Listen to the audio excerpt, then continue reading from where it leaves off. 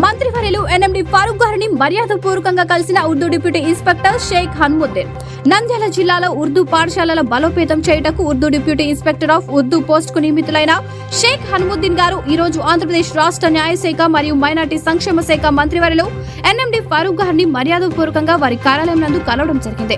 Andhra Pradesh Urdu teachers association తరపున న్యాయశాఖ మరియు మైనార్టీ సంక్షేమ శాఖ మంత్రి ఎన్ఎండి ఫారూక్ గారిని దీనికి కృషి చేసిన జిల్లా విద్యాశాఖ అధికారి గారికి ధన్యవాదాలు తెలిపారు. మరియు ఉర్దూ డిఐగా బాధ్యతలు చేపట్టిన షేక్ హన్ముద్దీన్ గారికి ఆంధ్రప్రదేశ్ ఉర్దూ టీచర్స్ అసోసియేషన్ తరపున అభినందనలు తెలిపారు.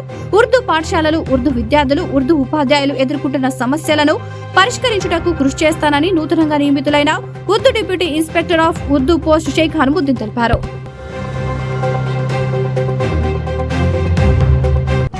వివిడి న్యూస్ టీవీని తక్షణమే సబ్స్క్రైబ్ చేసుకోండి.